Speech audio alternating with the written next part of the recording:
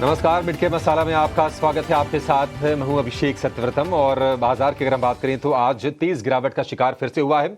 और जो तेजी हमने देखी थी गुरुवार को, 2 दिनों की बिकवाली में ना सिर्फ पूरी तरह से साफ हुई है, बल्कि बाजार की जो कमजोरी है और ज्यादा वो बढ़ी है। 23,700 के नीचे आकर निफ्टी कारोबार कर रहा है। करीब करीब 325 अंकों के आसपास की गिरावट है। निफ्टी बैंक की बात करें, करीब 925 अंकों के आसपास की भारी गिरावट है। और ये जो गिरावट है इसके पीछे कई सारी वजह हैं। एक तो नए वायरस का खतरा कहीं ना कहीं मंडरा रहा है। अभी तक जो जानकारी निकल के आई है, 2 केसेस मिले हैं। बच्चों में केसेस के 2 मामले आए हैं। और ये भी कहा जा रहा है कि उनकी कोई ट्रैवल हिस्ट्री नहीं है, कोई इंटरनेशनल ट्रैवल की हिस्ट्री नहीं है। तो थोड़ी सी सेंटिमेंट के लिहाज से डैम्पनर ये जरूर है। बाकी अगर हम देखें तो कमजोर बिजनेस अपडेट आई थी। एचडीएफसी बैंक के शेयर करीब 1.5% फिसला है। कंजम्पशन को लेकर चिंता कायम है। और हम देख रहे हैं कि डाबर के शेयर में 4.5-5% के आसपास की गिरावट पर आज कारोबार हो रहा है। क्रूड में उछाल है, $76 के ऊपर के भाव है। और एफआईआई की खरीदारी लौट नहीं रही है, ये बाजार को लगातार परेशान कर रही है। लेकिन जो सेंटिमेंट के लिहाज से जो चीज सबसे ज्यादा शायद बाजार को आज प्रभावित कर रही है, वो है नए वायरस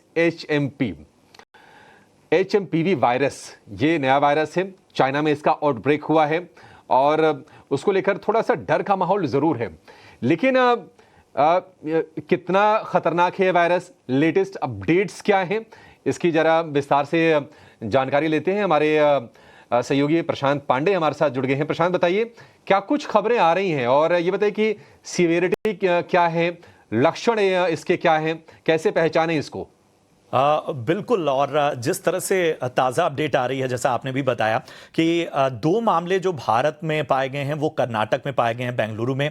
दोनों जो बच्चियां हैं, जिसमें एक 8 महीने की बच्ची है और 3 महीने की बच्ची है जो संक्रमित पाई गई है। हालांकि यहाँ ये याद रखना होगा कि जो कर्नाटक का स्वास्थ्य मंत्रालय है उसने साफ तौर पर कहा है कि उन्होंने अभी तक इन पूरे मामलों की जांच अपने सरकारी लैब में नहीं कराई है। यानी ये दोनों जांच रिपोर्ट निजी लैब से सामने आई हैं, प्राइवेट अस्पताल से सामने आई हैं। और ये दोनों बच्चियां जो हैं वो प्राइवेट अस्पताल में ही भर्ती हैं। हालांकि मामले पर लगातार निगरानी की जा रही है। जो रूटीन चेकअप था इन बच्चियों का, जब इनमें फ्लू के लक्षण नजर आए तब इन्हें दिखाया गया और तब जाकर प्राइवेट अस्पतालों ने अपनी जांच रिपोर्ट में इसकी पुष्टि की है। हालांकि अभी भी हमें, जैसा मैं बार बार कह रहा हूं, कोई चिंता की बात नहीं है, क्योंकि स्वास्थ्य मंत्रालय ने साफ तौर पर कहा है कि चाहे चीन की बात कर लें या इस वायरस के संक्रमण की बात करें, वो अभी तक इस तरह के लक्षण नहीं है जिसको लेकर किसी तरह की चिंता की जाए। चीन में भी ये अमूमन इन्फ्लुएंजा और फ्लू का वायरस है जो आमतौर पर इस दौरान फैलता है। अगर हम बात करें एचएमपीवी की, तो ये एक आरएनए वायरस है। इसके अलावा आरएसवी वायरस जो है, रेस्पिरेटरी जो इन्फ्लुएंजा है, वो भी इस वक्त चीन में फैलता है। तो आमतौर पर इसके जो लक्षण हैं वो जुकाम, सर्दी, बुखार जैसे ही होते हैं। कोविड-19 के भी लक्षण इसी तरह के होते हैं। इस वजह से ज्यादा जो है थोड़ा बहुत चिंता जताई जा रही है। लेकिन भारत सरकार साफ तौर पर इस पर निगाह बनाए हुए है। जो चीन की स्थितियां हैं उस पर तो निगाह बनी है, और हम ये भी जानते हैं कि चीन से डेटा मिलना मुश्किल होता है। इसलिए WHO से भी मांग की गई है कि वो इस मामले में जो भी जरूरी अपडेट है वो समय समय पर मुहैया कराते रहें। चीन के अलावा अगर हम देखें तो हांगकांग में भी और इसके अलावा कई और इलाकों में भी इसका मामला फैला है। लेकिन अभी भी बार बार हम ये कह रहे हैं कि किसी तरह से पैनिक होने की आवश्यकता नहीं है। सरकार निगाह बनाए हुए है। कई राज्य हैं जहां पर थोड़ा सा इंटरनेशनल ट्रैवल ज्यादा होता है, तेलंगाना, दिल्ली, जहां पर अंतर्राष्ट्रीय टूरिस्ट और इनकी गतिविधि ज्यादा होती है, यहां पर ज्यादा एहतियाती कदम उठाए जा रहे हैं। जरूरी दिशा निर्देश इन सरकारों की ओर से दिया जा रहा है। इसके अलावा जो आईसीएमआर है उसने भी खास तौर पर इसके लिए जो भी लैब्स हैं उनको सतर्क किया हुआ है। ठीक है, अभी ज्यादा कोई पैनिक वाला माहौल नहीं है, ज्यादा चिंता करने की जरूरत नहीं है। फ्लू ही है। एक और चीज आपको बता दें कि ये कोई नया वायरस नहीं है। 20-22 साल पहले 2002-3 के आसपास यूरोप में इसका पहला मामला आया था। तो फ्लू ही है। और अमूमन ये समय भी होता है थोड़ा फ्लू के फैलने का। लेकिन चूंकि लोग डरे हुए हैं और कोविड वाले मामले से 5 साल पहले हमने इसी तरह से चीज़ें डेवलप होते हुए देखी थी, तो सेंटिमेंट के लिहाज से थोड़े से कॉशियस अप्रोच लोग बाजार में भी रख के चल रहे हैं। और उसके चलते आज हम देख रहे हैं कि ये बिकवाली का माहौल भी बाजार में है। प्रशांत, बहुत शुक्रिया आपका ये सारे के सारे अपडेट्स देने के लिए। 300 अंकों के आसपास की गिरावट निफ्टी में है और निफ्टी बैंक की जो गिरावट है वो है करीब करीब 850 अंकों की। आज हमने देखा कि 50,000 के नीचे भी निफ्टी बैंक ने डिप किया। उसमें कहीं ना कहीं जो कमजोर बिजनेस अपडेट है उसका भी हाथ जरूर है। तो आगे बढ़ते हैं, जरा ये देख लेते हैं, चूंकि मिड कैप का शो है तो मिड कैप का मेगा पहले वो देखते हैं 3 तस्वीरों के जरिए, उसके बाद अब अपने एक्सपर्ट को जोड़कर आपके लिए हम निफ्टी का व्यू भी लेंगे। तो पहली तस्वीर आपके सामने आएगी नायका को लेकर। Q3 में बिजनेस अपडेट्स मजबूत आए हैं और ब्रोकरेज की बुलिश रिपोर्ट भी है। मॉर्गन स्टैनली ने ओवरवेट की रेटिंग दी है, शेयर में हम तेजी देख रहे हैं। आज ये निफ्टी के ये वायदा के टॉप गेनर्स में शामिल है। इनफैक्ट सबसे ज्यादा चढ़ने वाला शेयर है 4% के आसपास की तेजी के साथ। लोअर लेवल से हम इसमें स्ट्रेंथ देख रहे हैं जरूर। SBI कार्ड्स, ये शेयर हाल फिलहाल चल रहा था, ब्रोकरेज की बुलिश रिपोर्ट आई है। नुवामा ने रिड्यूस से अपग्रेड करके खरीदारी की इस पर रेटिंग दी है बाय की और लक्ष्य दिया है 850 रुपए का SBI कार्ड्स को लेकर। जुबलेंट फूड समेत जो तमाम QSR यानी कि क्विक सर्विस रेस्टोरेंट वाले जो शेयर हैं सभी चल रहे हैं। ट्रिगर जुबलेंट फूड ही है क्योंकि दिसंबर तिमाही मजबूत रहने के अनुमान से जुबलेंट फूड में तेजी बनी है। ऑपरेशन से सालाना आय में हमने 56% का उछाल दिखा है और ये पहुंच गए 2152 करोड़ रुपए पर। इसके चलते हम इस शेयर में भी तेजी देख रहे हैं। तो ये 3 शेयर जहां पर आज एक्शन बन रहा है।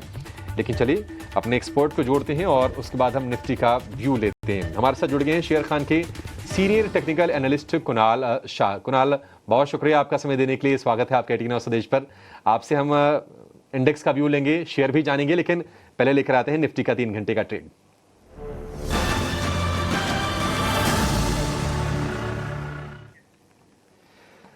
कुणाल, निश्चित तौर पर आज बाजार सेंटिमेंट के लिहाज से देखें तो कुछ नेगेटिव चीजें हैं और उसके चलते आज ये गिरावट हम देख रहे हैं। क्या सलाह देंगे आप? इंडेक्स में ट्रेड लेना है लोअर लेवल्स पर या फिर नहीं लेना है, दूर रहें, जहां पर अच्छी खबरें आ रही हैं वहां फोकस करें? Good afternoon Abhilash. I think जिस हिसाब से आज मार्केट्स ने वॉलेटिलिटी दिखाई है, आज का स्पॉइल स्पॉट रहा है bank Nifty. So bank Nifty जिस हिसाब से अपना 200 DMA ब्रेक किया और वहां से सेलिंग प्रेशर आना स्टार्ट हो गया। 50,650 उसका 200 DMA थे और वहां से ब्रेकडाउन आया और हमने सेलिंग प्रेशर देखा जहां बैंक निफ्टी ने 50,000 का वेग मार्क इंट्राडे में ब्रेक कर दिया था। सो प्रॉब्लम बैंक निफ्टी में है। निफ्टी कहीं ना कहीं अभी मुझे लग रहा है कि एक बड़े रेंज में फंसा हुआ है यहाँ पे। तो निफ्टी में आप बाय की अपॉर्चुनिटीज कभी भी ढूंढ सकते हो। 23,700 ये एक सपोर्ट जोन है डाउन साइड के ऊपर, 700 से 50 का जोन। सो यहाँ से थोड़ा बाउंस बैक मैं एक्सपेक्ट कर रहा हूँ एटलीस्ट इंट्राडे पर्सपेक्टिव से। सो 23,700 680 के स्टॉप लॉस से आप बाय कर सकते हैं और हायर एंड पे 23,900 के लेवल्स देख सकते हैं। सो निफ्टी मुझे लगता है कहीं ना कहीं एक पुल बैक बताएगा, बट ओवरऑल रेंज में ही फंसा हुआ है क्योंकि निफ्टी भी ने अपने 200 DMA को ब्रेक कर दिया है। तो निफ्टी का जो 200 DMA वो 23,900, तो वहां तक मैं पुल बैक एक्सपेक्ट कर रहा हूँ इंट्राडे में और फिर शायद वहां से वापस हम एक सेलिंग प्रेशर देखें। जहां तक बैंक निफ्टी की बात है, यहाँ पे भी अभी भी बेरिश ही रहेगा। पुल बैक्स मिलता है उसको भी यूटिलाइज करे सेल करने के लिए। 50,500 600 एक स्ट्रॉन्ग रेजिस्टेंस जोन है। अगर वहां तक पुल बैक आता है तो अगेन एक अपॉर्चुनिटी रहेगी सेल करने के लिए। वापस डाउन साइड पे आप 50,000 और जो स्विंग लो है बैंक निफ्टी का 49,700 का, वो लेवल टेस्ट करने आ सकता है। सो बैंक निफ्टी पे सेल ऑन राइज, निफ्टी आपको बाय और सेल दोनों अपॉर्चुनिटीज देंगे। ठीक है, निफ्टी बाय और सेल दोनों को अपॉर्चुनिटी देगा 23,750 के आसपास। कुणाल, मतलब आप क्या कह रहे हैं कि ये जो लेवल है यहाँ पर 150 इंट्राडे पॉइंट के लिए निफ्टी खरीद लें अभी के अभी, 3 घंटे का जो समय बचा उसके लिए? Yes, I think current level से मुझे लगता है यहाँ पे निफ्टी में पुल बैक एक्सपेक्ट करना चाहिए। तो जैसे कि मैंने कहा 200 DMA को टेस्ट करने आएगा जो है 23,900। तो यहाँ से भी 120-130 पॉइंट की अपसाइड है। तो करंट लेवल से आप बाय कर सकते हैं। 23,680 का स्टॉप लॉस लगाना है डाउन साइड। 23,680 का स्टॉप लॉस, नजदीक का स्टॉप लॉस, मतलब ना बड़ा आपको कॉशियस रहना पड़ेगा क्योंकि वोलेटिलिटी भी बाजार में काफी ज्यादा। आप देखिए उतार चढ़ाव का और फियर का जो सूचक होता है, इंडिया विक्स करीब 12.5% के आसपास का उछाल है, 15 के ऊपर चला गया है। तो रिस्क भी बाजार में कहीं ना कहीं बढ़ा हुआ है। लेकिन यह कि हाँ, लोअर लेवल से रिकवर करने की कोशिश कर रहा है और हो सकता है कि ये पुलबैक जो है निफ्टी को फिर से ले जाए 23,900 तक, ऐसा कुणाल जी को लगता है। तो एक आप ट्रेड लीजिए, स्टॉप लॉस 23,680 का लेकर निफ्टी के लिए आपके लिए ट्रेड बन रहा है। 150 पॉइंट की रिकवरी है लोअर लेवल से ऑलरेडी निफ्टी में आ चुकी है और फिलहाल 23,750 के ऊपर जाकर निफ्टी कारोबार कर रहा है। तो इंडेक्स में आपके लिए ये ट्रेड, निफ्टी बैंक के लिए सेल एंड राइज अभी भी ये रणनीति है। कुणाल ये बताइए कि फिर स्टॉक्स के फ्रंट पर आपने क्या चुना है, कहां मौके बन रहे हैं ट्रेड के? यस, एक बाय और एक सेल आइडिया रहेगा। जो सेल आइडिया रहेगा फर्स्ट मैं वो डिस्कस करूंगा, और सेल आइडिया रहेगा बैंक्स पे। जैसे कि हमने कहा कि बैंक निफ्टी पे व्यू अभी भी सेल ऑन राइज का ही है, सो यहाँ वीकनेस रहेगी। सो एक्सिस बैंक यहाँ पे मैं देना चाहूंगा as a sell. Stock already एक ब्रेकडाउन दे चुका है, वापस lower top lower bottom formation अभी भी इंटैक्ट है, वीकनेस है। सो बाउंस पे बेचना है एक्सिस बैंक को। 1078 एक स्ट्रॉन्ग रेजिस्टेंस जोन है, 68 करंटली चल रहा है, तो 70-75 के आसपास आता है तो आप सेल करिए। 1100 का स्टॉप लॉस लग जाएगा हायर एंड पे, और लोअर एंड पे हम 1040 से लेके 1000 तक के लेवल्स देख सकते हैं एक्सिस बैंक में। तो Axis Bank sell on rise है करंट लेवल से भी। दूसरा जो बैंक है, दूसरा जो स्टॉक है जो बाय है, वो है फार्मा स्पेस में से। मुझे लगता है फार्मा यहाँ पे अभी भी रिलेटिवली अच्छा परफॉर्मेंस देना चाहिए।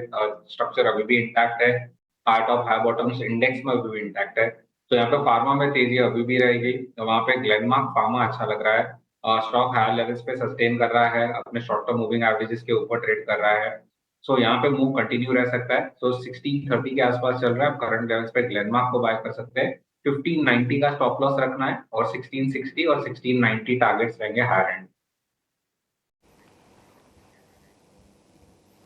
ठीक है, तो फार्मा में बाय है ग्लेनमार्क फार्मा, हल्की सी गिरावट है, 1660 1680 के टारगेट, 1590 के स्टॉप लॉस के साथ, और एक्सिस बैंक को सेल करने की रिकमेंडेशन है कुणाल की तरफ से। तो एक बाय एक सेल बाजार में आपके लिए।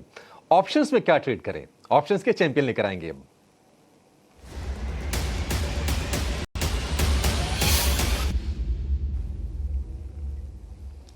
कोटक सिक्योरिटीज के अमोल आठवले हमारे साथ हैं। अमोल, बहुत शुक्रिया आपका समय देने के लिए, स्वागत है आपका एटीना स्वदेश पर। बाजार में गिरावट हम देख रहे हैं, और हालांकि लोअर लेवल से थोड़ी रिकवरी की कोशिश जरूर है। आप बताइए ऑप्शंस में कहां पर ट्रेड के मौके बन रहा है आपके हिसाब से? जी नमस्ते and good afternoon. Apollo hospital के साथ जाना चाहूंगा। जनवरी सीरीज 7500 का call option positional point of view से अच्छा लग रहा है। 140 के आसपास मैंने पिक किया था, अभी थोड़ा सा ऊपर है शायद। पोजिशनल टारगेट निकल के आ रहे हैं 220 के, स्टॉप लॉस उसका रहेगा 110। मैक्स प्रॉफिट उसमें हो सकता है 10,000 रुपीज का, और मैक्स लॉस उसमें हो सकता है 3750 का। एक तो आज करेक्शन में स्टॉक ने कंट्रीब्यूट किया नहीं है। इनफैक्ट अगर हम ओवरऑल भी सेटअप देखते हैं तो हायर लोज अभी भी मेंटेन किया हुआ है formation. Positional point of view से जरूर उसको देखा जा सकता है, but stop loss strictly follow करना चाहिए।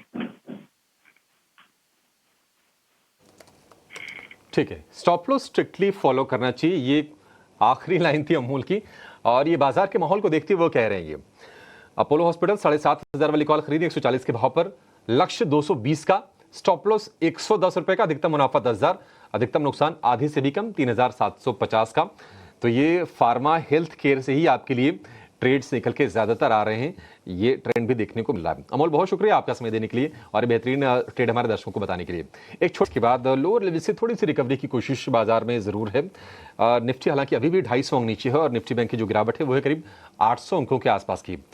लेकिन कमजोरी के इस माहौल में भी अगर आप नायका के शेयर को देखेंगे, यानी कि FSN ई कॉमर्स, उसमें है 5% की तेजी, और यह है वायदा का टॉप गेनर। वजह है इसके Q3 यानी कि दिसंबर तिमाही की मजबूत बिजनेस अपडेट। ब्रोकरेज भी बुलिश हो गए हैं, तो अपडेट्स कैसे आए हैं और ब्रोकरेजेस क्या कह रहे हैं, ये जरा समझ लेते हैं। हमारे सहयोगी रविंदर हमारे साथ जुड़ गए हैं। रविंदर, निश्चित तौर पर शेयर में अच्छी तेजी, अच्छे अपडेट्स आए हैं, बताइए डिटेल्स क्या हैं और अब ब्रोकरेजेस का व्यू क्या है शेयर को लेकर?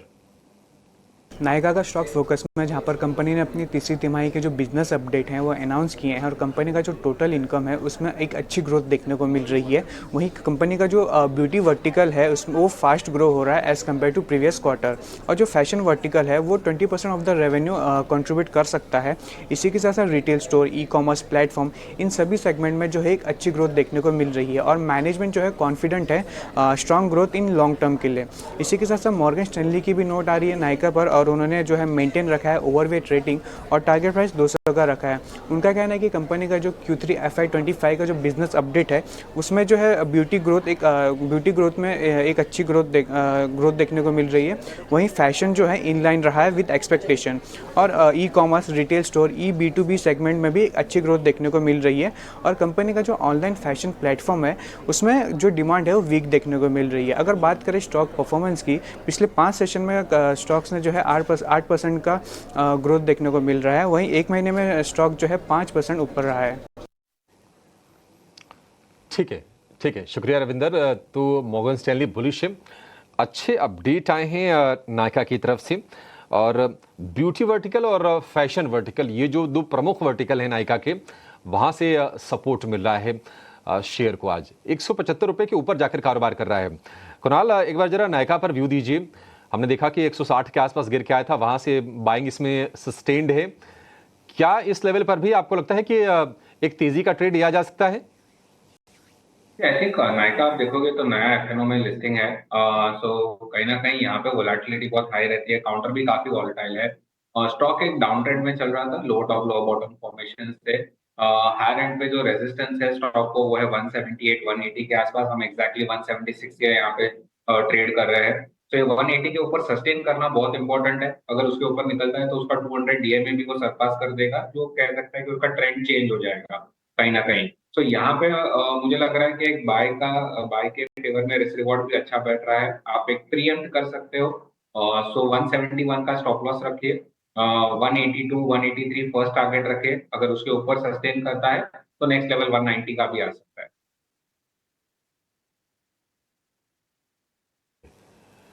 190 तक के स्तर भी नायका के शेयर में दिख सकते हैं। लेकिन चलिए लेकर आएंगे निवेश के लिए एक मिड कैप का महारथी।